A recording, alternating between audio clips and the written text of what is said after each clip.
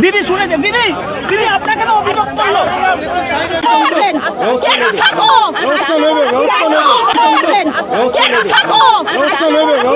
বারাসাতের মেডিকেল কলেজের মৃতদেহ থেকে চোখ চুরি হয়ে গেছে, তাই মুখ্যমন্ত্রীর কনভয়ে আটকেছে স্থানীয়রা এবং তার বাড়ির লোকজন। মৃতদেহ থেকে চোখ চুরি হয়ে গেছে।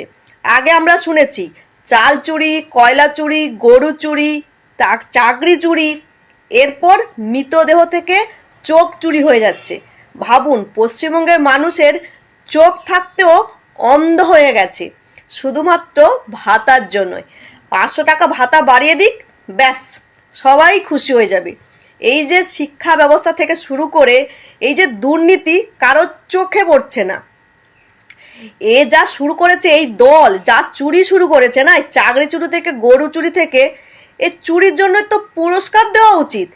যদি 2026-এ পশ্চিমবঙ্গে এই তোলামূল নামক দলটা আসে, তাহলে আর কি কি যে দেখতে হবে সেটাই দেখার বিষয়।